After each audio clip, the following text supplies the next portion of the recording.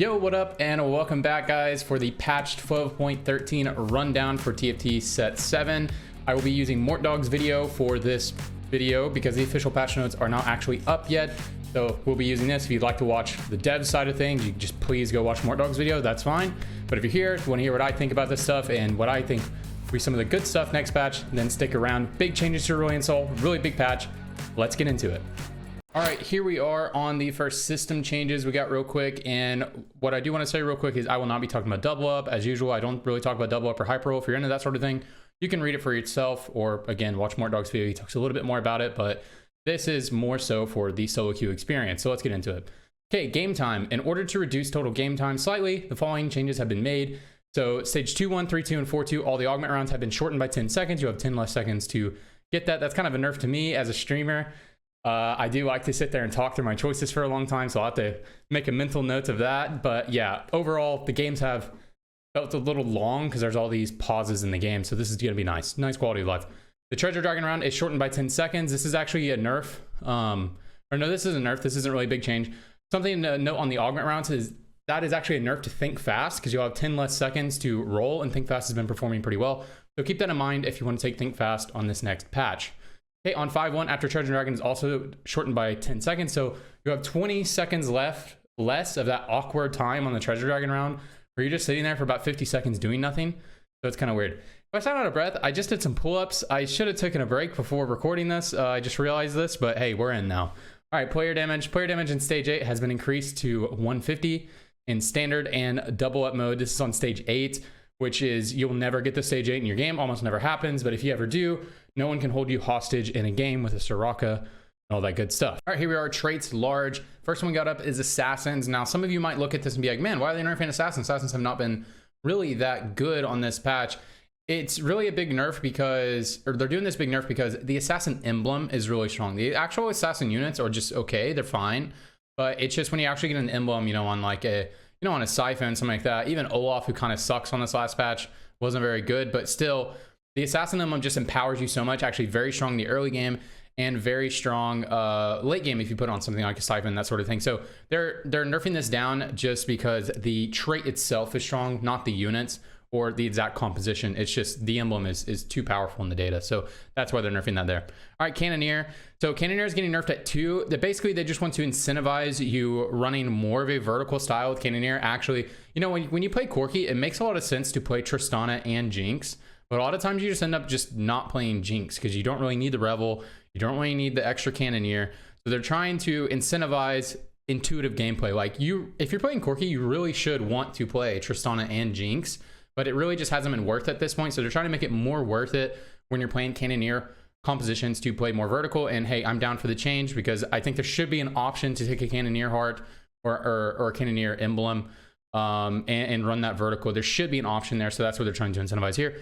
The Rage Wing, same thing is happening, guys. They're nerfing at 3 because you essentially never run 6 Rage Wing unless you run a Shyvana-esque comp. But if you're really playing Xayah, you're most likely playing into the guild variation because that is the more consistent, the better build. So they're nerfing at 3 to more incentivize you to run either 6 or 9, which is not very hard to accomplish because, again, Shyvana is in the game and Shyvana is getting buffed on this patch. So maybe when you're playing Xayah builds, consider going Shyvana and playing 6 and 9. I know I will be trying out Shyvana this patch, so check it out. All right, Astral. So Astral is getting changed quite a bit. Here is the actual AP is getting buffed. They really want you to think about actually playing Astral as its own composition rather than just get 3 Astral, hit the 3-star that you want, and get out. So new players must field Astrals before they can receive Astral shops and orbs. A new refresh button with counter helps you track your progress and reflects the quality of your Astral orbs. What you really need to know about this, essentially, don't really think about this much differently, but what the big change is here that you do need to know is that if you're playing 3 Astral and then you swap in 6 Astral just for your roll to hit the Astral shop, it'll now only be on a 3 Astral shop. So it just works with your last combat. To actually need to field those units, you can't just swap Astrals in and roll. That's what you really need to know because that is actually a very common strategy. You actually don't run the Astrals, you swap Astrals in and start rolling. So that'll be much harder. It'll be much harder to just like hit like a Varus 3-star with no consequences or Nidalee 3-star with no consequences. You actually have to run the units to hit the stuff. So that's something to know. And they're really incentivizing trying to play Astral. I could definitely see Astral being a comp this patch. They are buffing Nami. You'll see later they are nerfing Varus a little bit, but I could see Astral actually being its own comp. And, you know, and I know some people have been trying it a little bit, even in high elo. So I do think this may actually be a composition next patch, playing vertical Astral. So try it out. All right, Mirage Dawnbringer is getting nerfed a little bit. Mirage Dawnbringer is getting nerfed because this is actually Deja's best performing Mirage. It's because Deja needs a lot of frontline. He needs a cast, or she, I can't tell with these dragons. It's Galio's model. It says she in the thing. I can't get it. Whatever. The dragon Deja needs either 2 or 3 casts in order to kill usually, and Mirage Dawnbringer guarantees that you'll get the amount of casts that you need. So that's why they are bringing it down a little bit there. Makes a lot of sense. Cool, because Deja is very, very, very good. All right, Revel. Revel is getting brought down a little bit, which I was actually kind of surprised that they're nerfing Revel because, again, I watched the post-mortem and they were talking a lot about Corki and talking a lot about Cannoneers, and they really want Corki to feel like that he needs his traits to succeed, and that's why they're buffing Cannoneer. Because playing Corki, haven't really done this, but this nerf to Revel is really just because Revel emblem is too strong. When you get on something like Deja, I haven't really seen Anivia pop off lately, but I could see an angle where people could be playing Anivia, but it's really just in Deja. Deja comp with Revel is just an insta first. If you get the composition online, a lot of times can just be an insta first place with that, or insta top 2. So that's why they're nerfing this. It does feel bad for playing like Sona and Corki compositions, but you know, it is what it is. All right, Trainer, they are kind of adjusting Trainer a little bit. I think it's actually a huge buff to Namzi. I think this is actually a pretty insane buff to Namzi, but just check it out. So they're actually nerfing his base HP, so he will have less HP on Gromp. But they are buffing the damage is going up by 5 here.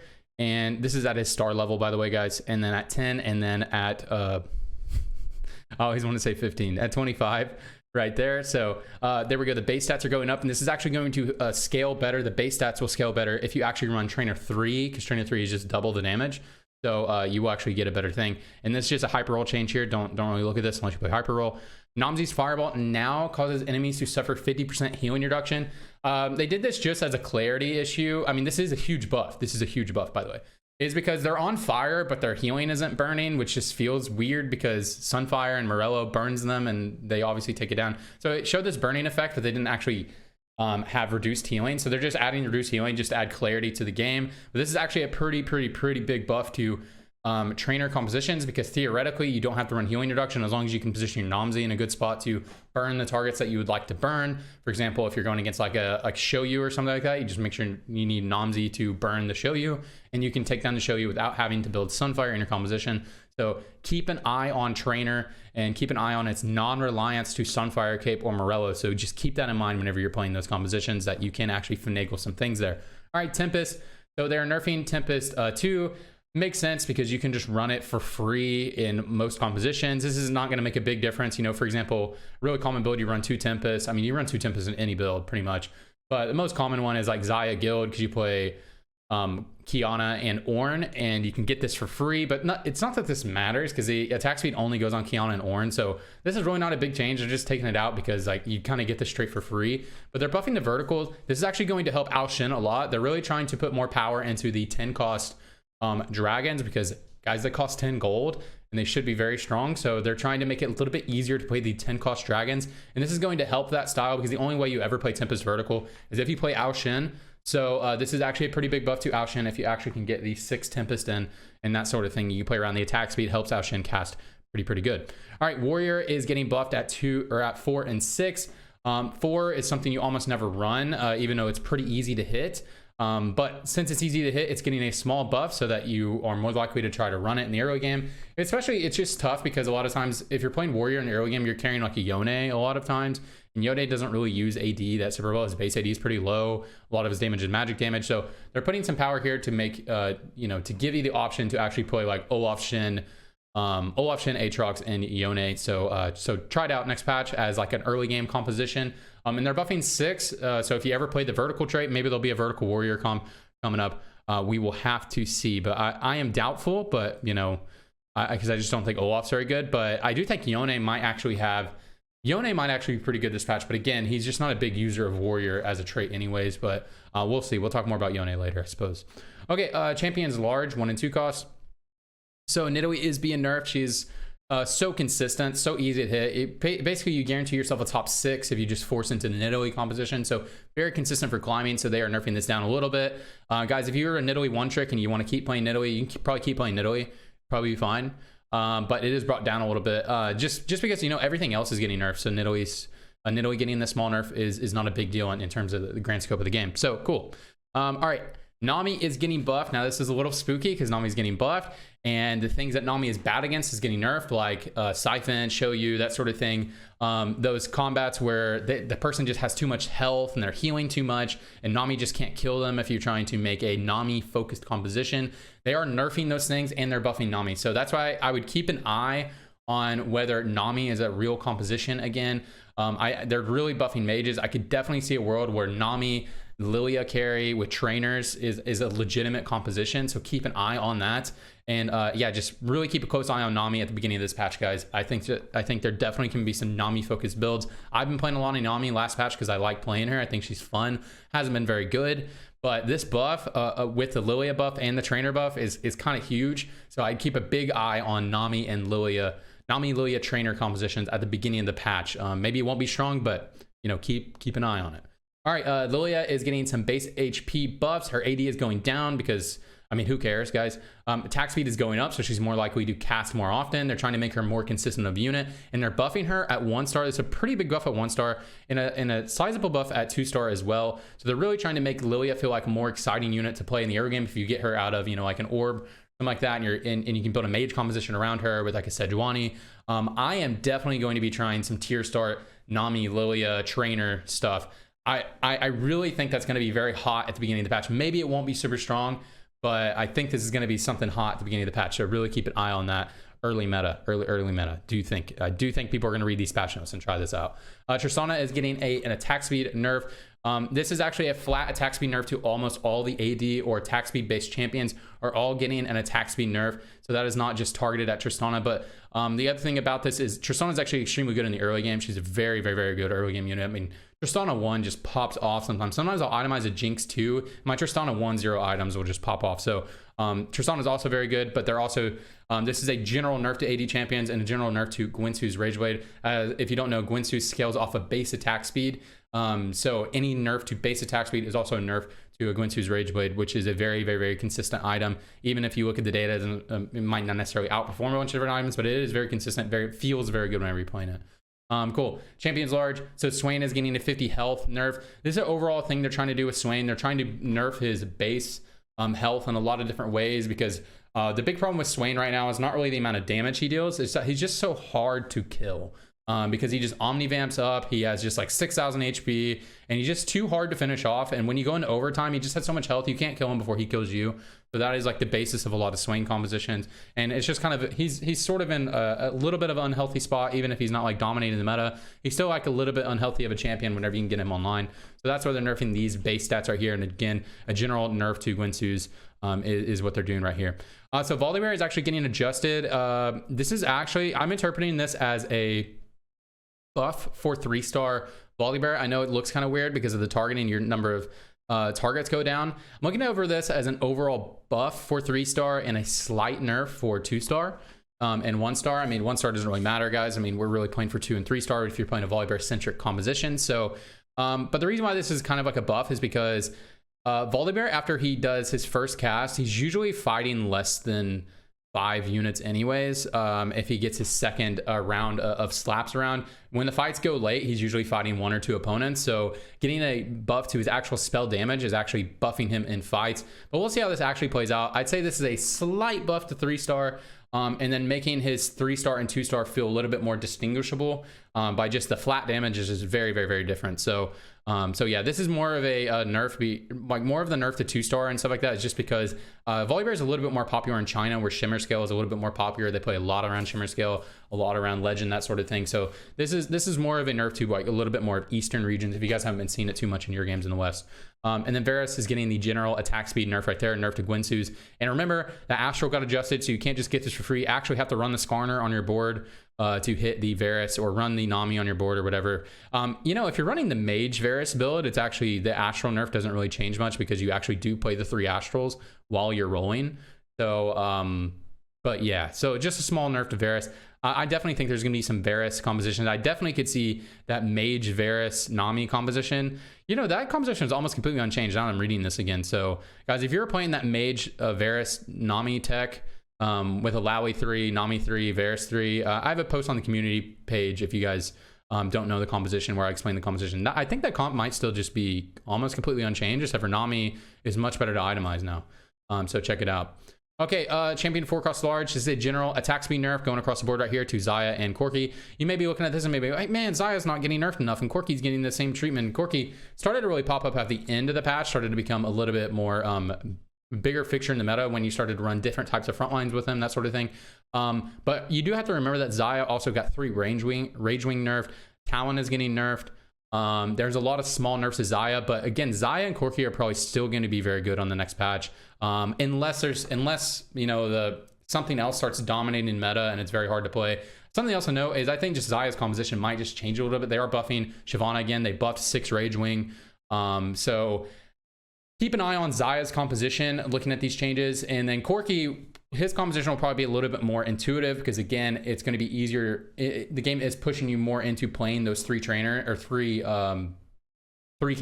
so it's more likely you're going to be playing around that Idis composition. But we'll just see whatever big frontline is meta, and that's probably what Corki's going to run as his frontline. So just check that out, and then rethink. Maybe Xayah's composition will be a little bit different. Maybe we're bringing around 6 Rage Wing. And to go with Rage Wing, Hecarim is getting buffed. So you may be looking at this, why is Hecarim getting buffed? Hecarim's a good unit. I also thought, like, man, why is Hecarim getting buffed? And they just want him to feel like you can actually itemize him. Because right now, basically, if you're running like Guild Xayah, which is the composition that Hecarim is most popular in, he can fit in a lot of other compositions, obviously. But you typically don't itemize Hecarim because he almost never casts twice, even if he has 3 items. You almost always itemize on Ornn. Not that Ornn is going to cast twice. He just seems beefier, and you feel better about frontlining him because he actually has mana and not rage. So they're just trying to make it to where maybe Hecarim will cast twice if you put 3 items on him. So that's the idea here. But we'll see where it goes. I don't think Hecarim needed to be buffed. I think it was fine just itemizing someone else. Like, because now if Xayah's build changes to where it doesn't really use Ornn as much, I mean, it definitely could use Ornn because you can just play Shin for Rage Wing, Shin, Hecarim. Yeah, you can totally just play Shin, Hecarim, Xayah, and play Ornn. But yeah, I don't know if the Rage Wing build changes a little bit and you're not playing Ornn. I imagine you're just still going to itemize Shyvana with your tank items instead of Hecarim, but maybe not. We'll see. But they're trying to make it where you might want to itemize him over Ornn or Shyvana. So try it out. All right, Deja. Deja's not getting changed much here. Deja's getting a buff to the big wave damage, getting a small nerf to the passive. Deja is very meta, but Deja isn't like... yeah, I listened to the devs when they talked about postmortem. They talk, and I agree with this take. They said Deja feels like the line right now for how strong dragons should be, how strong 8-cost dragons should be. And Deja is very good in the right circumstances, but isn't like oppressive or really annoying to deal with like Siphon and Shioyu can be. So I'm down with, and so they're just readjusting the power, putting more into the spell, try to make Deja feel a little bit more like a caster instead of just a thing he's got that they got going on. So Deja should feel about the same. Honestly, these changes don't really do anything crazy. All right, Siphon is getting a big nerf to the charge damage. So Siphon is still going to one-shot your carry. It's still gonna, crack your domes in the, crack you in the dome. I don't know what I was trying to say there. It's still gonna bust your head open. There we go. We're gonna use some more busting heads analogy or whatever. I'll stop talking. Cool. All right, the charge damage is going down because even if you clump against Siphon would fly in and would do 75% of the health of your whole team, or would one-shot like half, or one-shot, some of your squishy units, and then would one-shot another unit. So they're trying to make Siphon feel a lot more what Siphon's supposed to feel like, which is just like one shot, flies in, one-shots you, and then doesn't really do anything else until it casts again. I mean, it's still going to be shredding your armor, stuff like that, but so how should you interpret these changes? Siphon, if you weren't playing Siphon with a duo carry, if you want to play Siphon again, I would strongly consider running a duo carry. One of the most common situations to run a duo carry was Siphon Varus. I could definitely see that still being a composition. With the Astral changes, it's going to be a little bit harder to run. I could see Siphon Mages still being good. That was a composition that started to pop up at the end of the patch. So I really think if you're playing Siphon, if you weren't playing with the duo carry before, if you want to play Siphon, you'll probably need to be playing duo carry because this is coming down. And shoot, maybe Elise will come out in this patch. Maybe she'll be strong in this patch because the you know, the 8-cost melee dragons will not be quite as strong, so it's easier for her to play the game, whereas something like Show You kind of blocks Elise's gameplay a little bit. So yeah, again, so if you're playing Siphon, I think definitely consider running a duo carry if you weren't before, but if you're playing Siphon, you probably were playing a duo carry. So yeah, it still should be good, but it's just going to be a little bit less consistent of a composition. All right, Show You is getting nerfed down. So Show You's attack damage is going down, and the stun is going down on the spell. So Show You will be less of a, like, you can't move. If you get to the end of the fight, you can't move for the rest of the game type of fight. You actually have a little bit of breakpoints in there to where maybe your champion can cast their ability or do whatever. And this attack damage ratio is, or attack damage percentage is going down because the best in slot Show You right now is 1 damage item plus BT Edge of Night, and that's a little bit unhealthy for a carry to be able to run 2 defensive items and 1 carry item. Is a little bit strange. So they're trying to make it to where if you play Show You, you really want to run 2 damage item, 1 defensive, which is a pretty standard thing to do on carries. Typically on carries, you run 3 carry items, or 2 carry, 1 defensive, and on melee carries, almost always it's 2 carry, 1 defensive, and occasionally be 1 carry, 2 defensive. But you get into kind of an unhealthy game state sometimes whenever you're actually able to run 2 defensive, 1 carry. So that's why they're making this change. So if you're playing Show You, guys, give some thought to running 2 carry items on Show You now. That is what this nerf is intended to make you do. So just keep that in mind whenever you're playing. Okay, so they are buffing some of these 5-costs, that are underperforming, and we'll talk about Zoe in a second because I'm not sure that she needs to be buffed. Because anyways, but here we go. Pyke is getting an HP buff. Pyke is pretty difficult to run unless you just like truly get him online. You're playing a Siphon comp or something. You get a 2-star Pyke with some items. He goes to work, but he's very hard to splash in. Like it does feel kind of strange that whenever you're playing assassins, you'd way rather run Kiana because Kiana is just way better than Pyke most of the time. Unless you get him 2-starred with some items. So yeah, they're giving a little bit of love to Pyke. Does this surely change how you play Pyke? Probably not. And there's probably going to be some Pyke builds that show up, and I'd love for that to happen. But in the current way that we play Pyke, I think this doesn't really change much. But yeah, keep an eye on if people come up with some Pyke builds, some Pyke Siphon builds, or just some Pyke Splash builds. We'll see. Zoe getting buffed. I do not think Zoe needs to be buffed. I've played a lot of mages just for fun, and if mages become meta, Zoe is already a win condition for mages. If you get a 2-star Zoe and you're playing like Nami mages, I feel so good about the game. I feel like I'm winning that game. Or if I'm playing Rise mages or whatever, or Siphon mages and I get a Zoe, I really feel like I'm winning the game. So I don't think she needed to be buffed. You know, definitely she probably underperformed in the data because mages were not very good last patch. So none of the mages performed well, except for maybe Rise was okay whenever you get them online. Or Rise is good when you get them online, even in the last patch. Yeah, this is I don't think this needed to happen. And I bet they might revert this. We'll see. She's really hard to splash in. One thing to note is if you're running a Stand United composition, she's actually really good for Stand United because she is a spell thief. She has her own trait. So with this mana reduction, I would consider, if you can just fit her in at 9 and you hit a 2-star Zoe and you don't hit anything else better, consider running a Zoe 2-star, just splashing into your composition. Maybe you can get a Sojin on her or blue buff on her and she gets a fast cast at the beginning of the fight. Consider splashing her for Stand United compositions, but obviously she fits very well in Shimmer Scale and Mage. Mage, she's very strong. Okay, Starcaller, Soraka, she's getting buffed.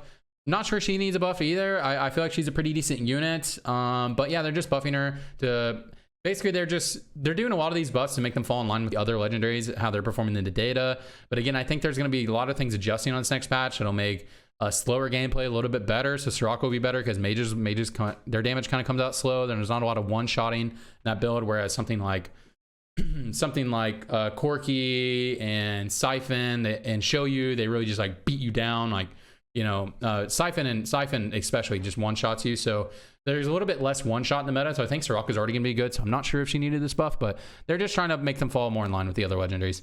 Okay, here's the big change. Let's do Shyvana first, and then we'll talk about Aurelion Soul, because this change is really big.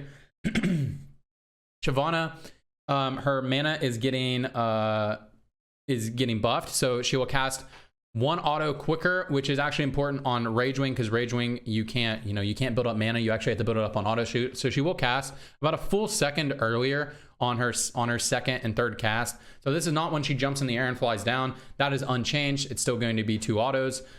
So yeah, there we go. But her extra casts are going to be a little bit more consistent. So she'll be more likely to get 2 fire breaths or 3 fire breaths before she dies.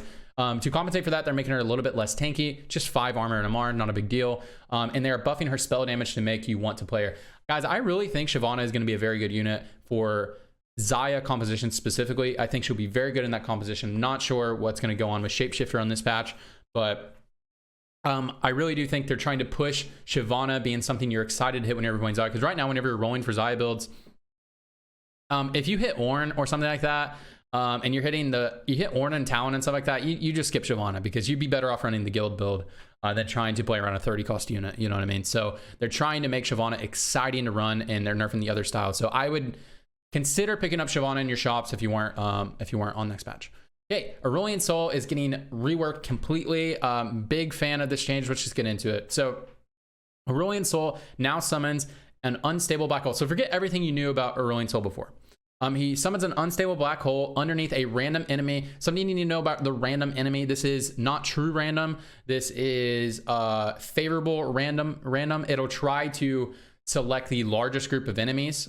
So it's not actually random, but if there are 2 comparable group of enemies, it will randomize between the 2, but it'll try to pick the better spot. Doesn't always work out for you, but it'll try to give you good targeting. So anyways, after 2 seconds, it implodes, dealing magic damage to all enemies in an area, increasing damage taken by 20% for 10 seconds. So this is a big deal. It's like a Bard. This is like Bard's ultimate, but for 10 seconds. It's not going to stun them, obviously, but they will take more damage. So yeah, so this is going to be very good, especially comboed if you're playing this with like a Sona and you pop it down and then Sona ults over them. Sona deals that extra damage. I could definitely see some Aurelion Soul Sona duo carry type of composition, so check that out, man.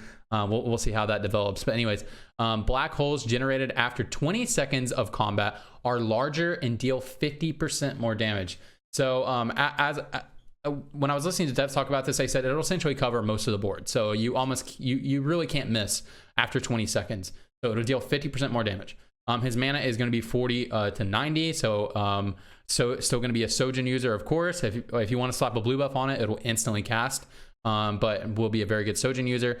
Spell damage 350, 475, 5,000. So you can just look at that however you want. 3-star generates a comically large black holes. So I guess it'll be bigger than your board. So that'll be kind of funny. So guys, Asol should be a lot more consistent composition. Gonna be a Sojin. It's gonna be a Sojin Archangel. Sojin. It's just gonna be a Sojin AP amp type of champion. So guys, give Asol a try in Vertical Astral. Give Asol a try with just standard frontline with maybe like an Asol Sona duo carry, or maybe you run like an Asol, maybe Asol solo carry with a Lulu, with like a Lulu Bard to like buy time for you to buff him up. So I'd keep an eye on Asol standard compositions and Asol Vertical Astral. Keep an eye on that. I think those will be playable compositions.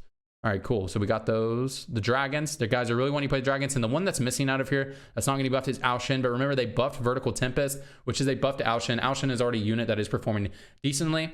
And with there being a lot less like siphons and stuff like that in the meta, that theoretically should make, what's his face, Ao-Shin feel a little bit more consistent, because, you know, you're less likely to get just one shot at the beginning of the fight, more likely to get your damage off. Cool. Okay, Astral Emblem is removed. If you guys didn't know, there was a tech where if you're running Vertical Astrals, you could just run 6 Astral, and then as soon as you hit a legendary unit on 7, which honestly you usually roll into 1 legendary on 7 if you roll enough gold. If you hit a legendary on 7, or if you take it from Carousel, you just put the Astral Emblem on them and you get a guaranteed 5-cost 3-star if you have enough gold to roll. If you have like 50 gold to roll, you roll down and you have your other Astrals 3-star, it is guaranteed that you'll hit like a Yasuo 3 or a Soraka 3, whoever you're running, you will hit it. And if you have an item remover, you can just keep leveling and making more legendary units. So more 3-star legendaries. So that has been removed. It's no longer a thing. So sayonara. All right, Bramble Vest is getting buffed. Bramble Vest is getting buffed because even on this AD centric meta, Bramble Vest felt not super great. It just didn't feel super great. Like, you just couldn't survive against.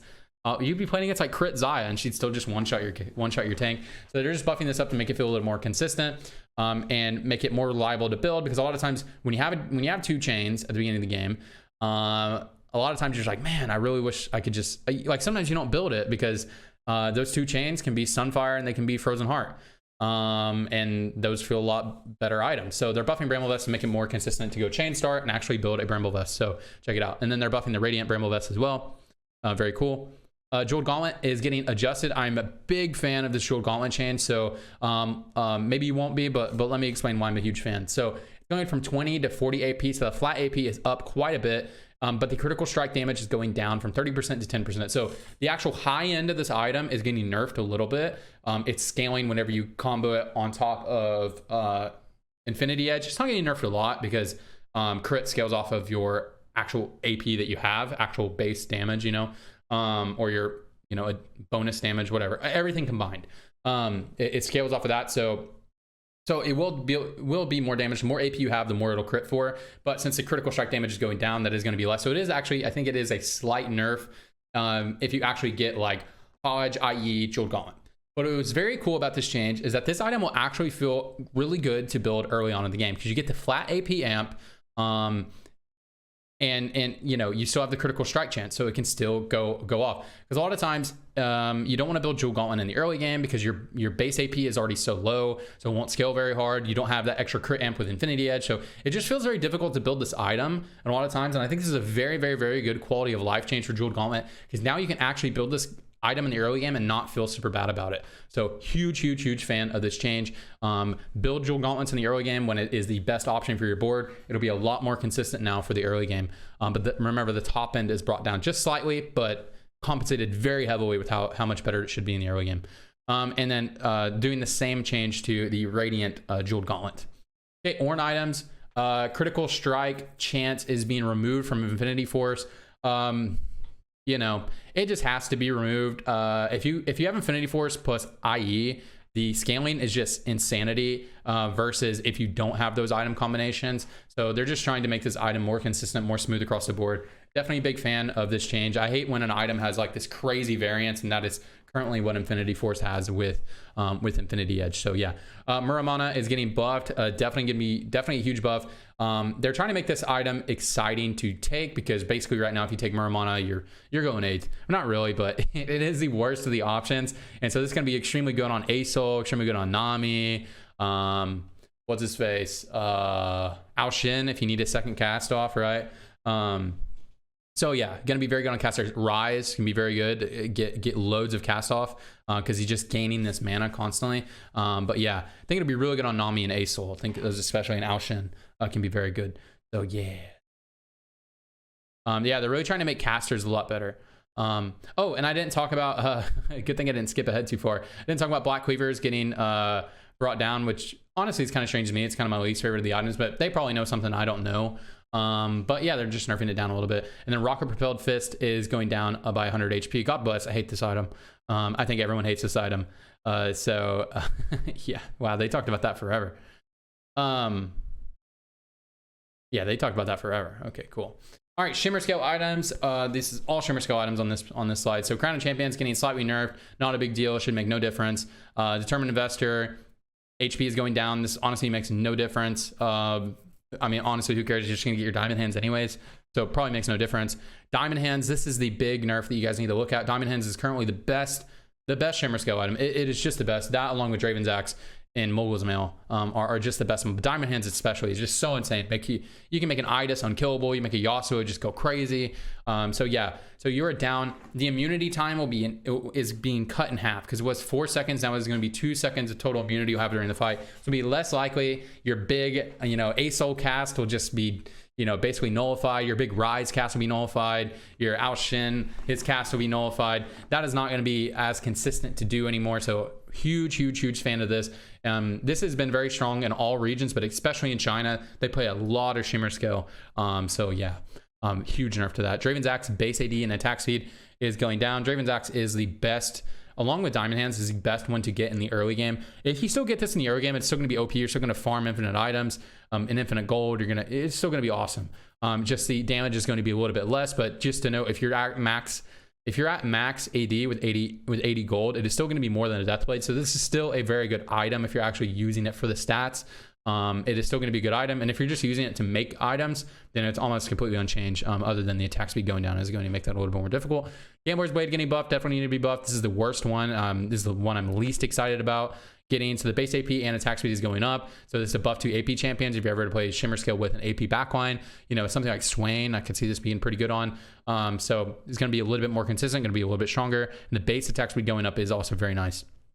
Goldmancer staff, I'm not sure if this needs to be buffed. I think they're just doing a base AP buff across the board, is what they're trying to do on this patch. So okay, fine. Yeah, but I thought this one was fine already, so it's gonna be good. Needlessly Big Gym. I'm a huge fan of this buff. A lot of times it's hard to get this active, especially if you're trying to put on a frontliner. You end up just putting this on a backliner, which feels kind of weird because your backliner is most likely to live, so you can get the like Ascension like buff on your team more consistently. So they're trying to give the HP so it becomes more of a frontline item. Big fan of this change. Mogul's Mail, they're changing these stacks to be 40 max stacks. And the armor stack rate is going to be you know 0.5 less. This actually is a nerf to the item overall and the resist, and is harder to stack because basically right now Mogul's Mail, you're guaranteed to hit your stacks. I mean, I just don't know how you don't hit your stacks. If you put it on anybody who has like tank in their role at all, they hit the stack. So they're trying to make it a little bit less consistent to just like get the free econ, because it already grants so much stacks. It's already such a good item anyways. So yeah, that's what they're doing, and they're nerfing the HP. Huge fans of this nerf. I think Mogul's Mail is just so broken on Itis. Yeah, but yeah, maybe that item will suck now, who knows. Cool. All right, augments large changes. So Best Friends is getting nerfed. This is one of the best performing augments in the game, one of the best performing combo augments. If you didn't know, if you get this offered and it makes sense for your composition, you should be taking it. So just slight nerf, but it still should be good. Note that the armor is unchanged, so all they did was nerf the attack speed. They did not nerf the armor, so they are separating those. I don't know if that'll be written into the tooltip, but just know the armor is exactly the same, even if it's not correctly written in the tooltip, because that does happen a lot when they make changes like this. Okay, Blue Battery. To set units mana at 20 after casting, this means Blue Battery no longer stacks with blue buff. So as I just said, it will no longer stack with blue buff. So this is a big nerf to playing reroll Ezreal, reroll Karma, that sort of thing. And essentially the reason why they're making this change is it's like a quality of life change to make it easier to balance. Because right now currently, if they want to balance Karma and Ezreal, they have to balance it around this augment. Because if you're playing Karma and Ezreal and you're playing blue buff with Blue Battery, those comps overperform, especially Karma, because Karma is actually a good composition. Ezreal is not very good. They currently overperform with this augment, so they're going to have to perpetually balance around this. So they just removed this stacking ability from the game. I know this might suck for some of you guys who like theory crafting some wild builds, but it's really just because it's impossible to balance Karma and Ezreal with this in the game, and they probably need to buff Ezreal to make him more of a playable comp, and they will do that in the future. If that's what they need to do. But right now, Karma is actually doing fine without Blue Battery. So they're just removing the stacking effect, so it's easier to balance. All right, Cluttered Mind. So a lot of these things you're going to see is they're actually buffing a few of the econ-based augments, because currently right now, taking like triple combat augment is very good. It's very, very good to do triple combat. Whereas a lot of times, I feel like the game is at its best balance state when you take one econ and 2 combat, or you can take 3 combat, if that makes sense. So they're trying to buff a lot of the econ based augments, which is a little bit scary because it feels like there's a lot more gold in the game to compensate for how many dragons there are. And I think that is a real thing. They added more gold into the game because of how expensive units are now. So just keep in mind, maybe taking these early game is going to be really, really strong. Cluttered Mind and March of Progress. Those are the big ones we're talking about here. So just keep that in mind. Okay, Cybernetic. This is just cybernetic implants. This is the AD bonus. Nerfing this down. This is a really good augment. If you look at the data, it performs extremely well. So they're just taking it down a little bit. Double Trouble, still going to be good if it makes sense to take. Double Trouble is getting nerfed. This is essentially just a response to Varus, how strong Varus is. So this is another nerf to the Varus composition. Varus is actually a playable composition without Double Trouble. So again, I think Varus actually might still be good this patch. So keep that in mind. But his high end, where it's just like a guaranteed first if you hit Double Trouble 2 or Double Trouble 3 and you hit the Varus comp, the high end will be a lot lower, and it's lowering all the stats. They said that they might diffuse this in the future and make the armor and MR separated from this, so the armor and MR can still be these base numbers instead of the reduce. But for now, they're just reducing all the stats across the board to make it feel a little bit more balanced. So we'll see. All right, Hallucinate. is getting buffed. It'll be a 6 seconds of 90% damage reduction. This is on the Mirage. This is a Mirage augment, if you guys don't know. This has been one of the worst augments in the game. Even if you play a Mirage composition, this has not been very good. So they're trying to change this. And, you know, a build that can be very good. This is a build that I've been practicing a lot just because I enjoy playing it. I don't think it's very good, but it might be good this patch. Is Yone reroll with Leona Yone duo carry, especially in Electric Overload. If you can take Hallucinate with Electric Overload and you're actually running Leona Yone duo carry, I could see this being extremely strong. So try it out. And I think the pace of combat will actually be a little bit slower again because they added a little bit more healing in with like Soraka, that sort of thing. And they're buffing a lot of AP units, which damage for AP units typically comes out a little bit slow. There's not a lot of big one-shot machines. Like Asol's not going to one-shot your team, that sort of thing. Or, you know, Rise isn't going to one-shot you until late into the fight. So Nami, that sort of thing, damage comes out slow. So I could definitely see an angle where Electric Overload, Leona, Yone, duo carry is actually going to be a very strong composition on the next patch. But that is just a theory. We'll see. Yeah, we already talked about March of Progress getting buffed. They're just trying to buff the econ augments. Right now they don't feel very good, so give these a try on the next patch if you weren't playing them already. Ricochet will now prefer to bounce to further targets rather than nearby targets, so it's more likely when you take Ricochet. This is a Cannoneer augment, I'm pretty sure. So it'll be more likely to bounce to backline units, so you get more value. It's going to feel a little bit more like that old twin shot augment. Don't remember what the twin shot was. Twin shot augment also called Ricochet? Is that why I got confused? I'm not certain. Wow, they talked about these forever. They're really on this grind on this one, aren't they? All right, cool. All right, traits. Talk about some traits small. So Evoker is getting buffed on 4. This is if you're actually going to try to fit in a 4 Evoker with like an Asol composition, something like that. Or this is actually a buff to Anivia as well. I think Anivia composition is going to be a little bit harder to run with Shioyu getting nerfed, but Nico didn't get nerfed. So keep an eye on this. If you ever get an Evoker emblem, like maybe late game, or you take the emblem in the early game, that sort of thing, keep an eye on this. Keep an eye on Asol. I think it is going to be hard to run Asol and run 4 Evokers because I feel like Asol needs a whole lot of frontline. So I wouldn't read in too much to this Evoker buffs about like Asol because I do think it'll be hard to run this because he needs a lot of frontline. But I do see an angle where maybe like a Nivea or Sona duo carry with something could happen and high roll situations with Asol. So keep an eye on that for that reason. But in general, I think you're most likely just going to run 2 Evoker standard most of the time, unless you're just in this high roll situation where it makes a lot of sense.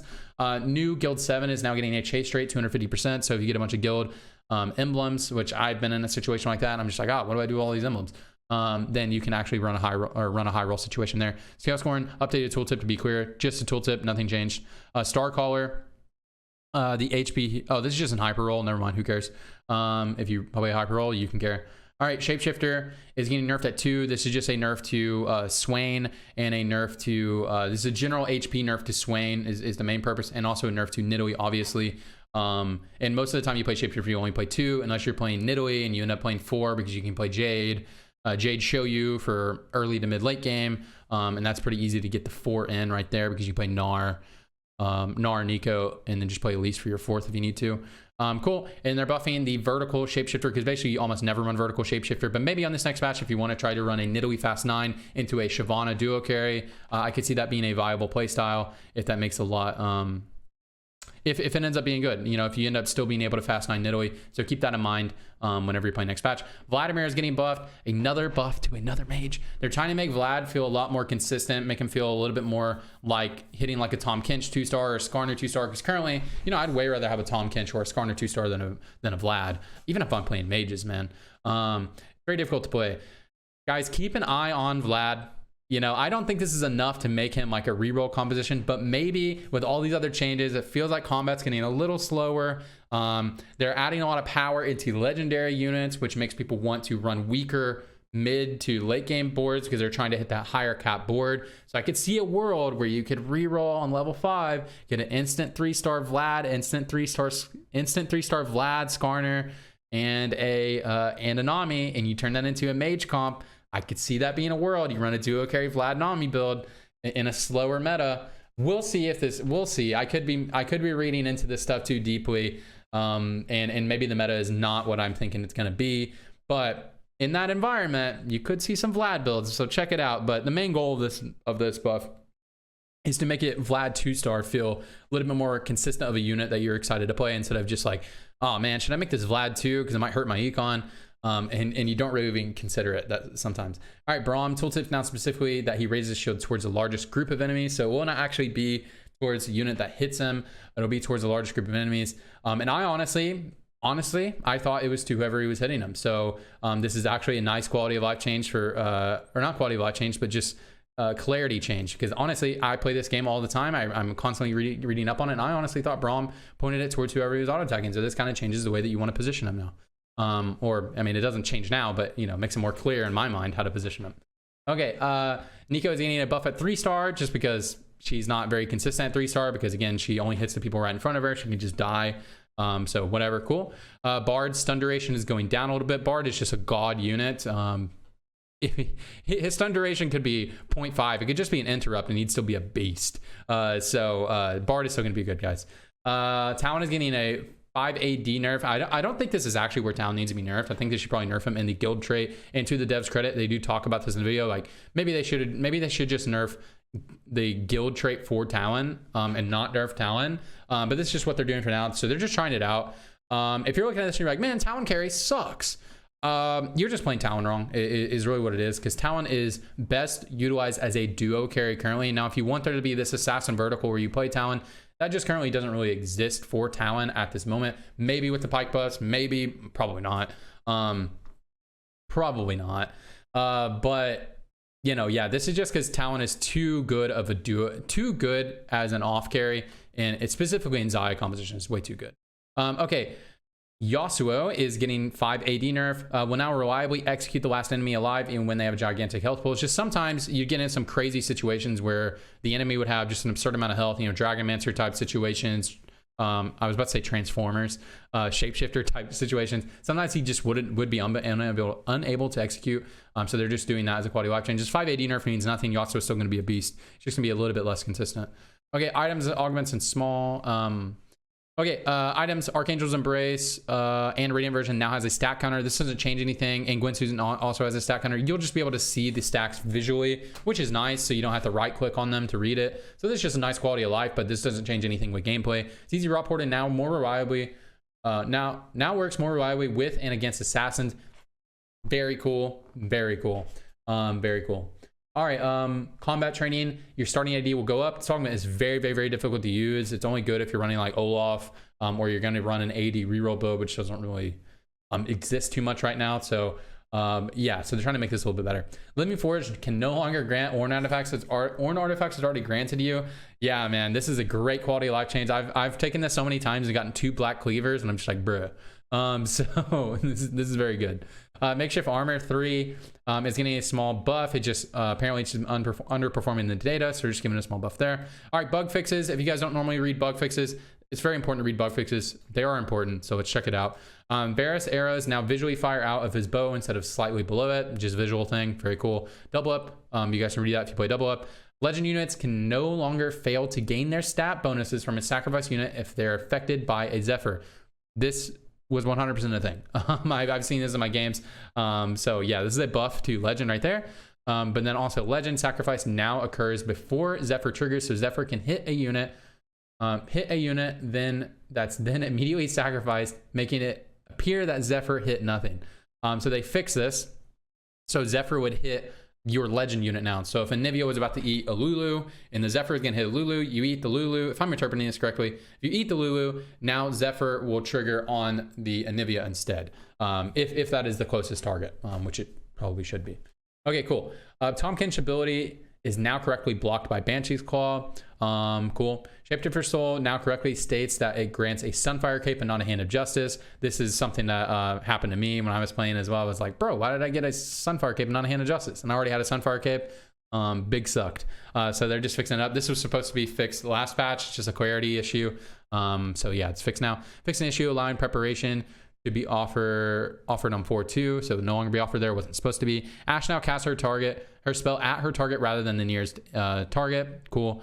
Ghost armies that have augments with multiple tiers, Ludens built different, will now always work. This is, I mean, there's endless amount of bugs with ghost armies, so this is just one good fix right there. Because essentially, if you're fighting a ghost army, you should almost always win because half of their shit doesn't work.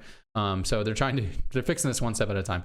Hotshot will now attribute its burn damage. This is a cannoneer thing. More accurately when multiple cannon shots hit the same target. Only affects damage recap.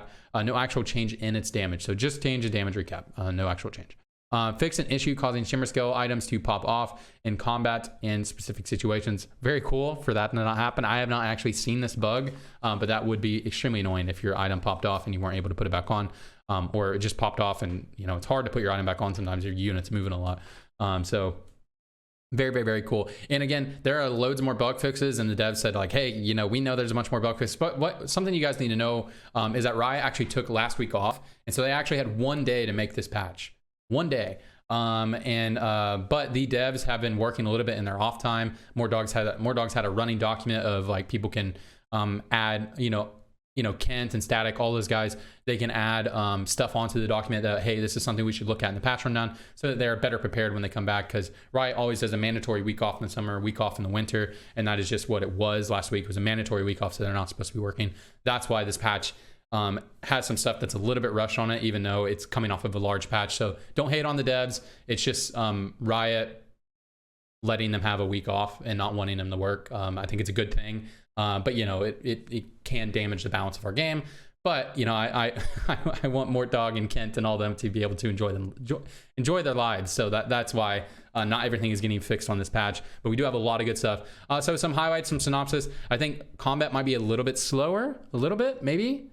I could be completely wrong about this. I think AP is going to be in, but I also think all the AD comps will still be good. I think you can totally play Xayah. I think your composition might just change to play a little bit more around Shyvana. You can totally just play Guild Xayah. Guild Xayah has been nerfed, but I think that comp is so good. You can totally play it. I think Corki is still going to be good. Yeah, I think everything that was good last patch is going to be good. Swain, if you're playing a lot of Swain, he got nerfed in like 5 different ways. I'd maybe think about taking Swain every rotation, but I'm not a huge Swain player. I'm not a Swain savant. Maybe ask Asa, who's a very good Swain player. But yeah, I think a lot of the stuff that was meta last patch will still be meta. I think Shoyu will be a lot harder to play. He's probably the most consistent dragon. He's going to be a lot harder to play. I think Dejo will still be good. I think Siphon will still be good in a duo carry situation, especially like Siphon mages. I think Varus might still be okay. Varus's comp is going to be a little bit more difficult to run unless you're playing Varus mages. If you're running just Varus Siphon, I think it'll be a little bit harder to run, because you actually need to keep your astral units in order to hit your Varus. But you know, that's not a huge deal. So yeah, I think the meta will be a lot the same. Like not the meta will be the same, but a lot of stuff that was meta last patch will also still be meta. But they're just trying to diversify the meta. I think this is going to be a very good patch. Maybe something will be crazy OP and they'll have to be patched. I'm probably there will be. But I'm excited to be able to build a fucking Spear of Sojin and not feel like I'm trolling.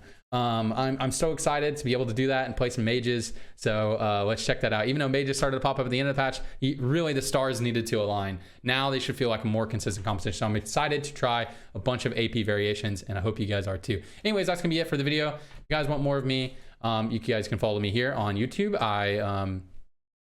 I talk about all things TFT. I post VODs. I talk about patch rundowns, news, drama, that sort of thing. I kind of do everything TFT. So if you want to stay in the loop on stuff with TFT, make sure you follow me here. I try to keep my finger on the pulse of everything going on in TFT. And then if you want even more of me, then I post pretty much every day on Twitter, twitter.com/tradingTFT. And I stream 4 to 5 days a week. I mostly stream on weekdays. On twitch.tv/tradingTFT, so you can catch me there. Other than that, appreciate all of you guys. Hope you guys have a wonderful day, a wonderful night, wherever you are. I just hope you're doing well. See you guys. Bye.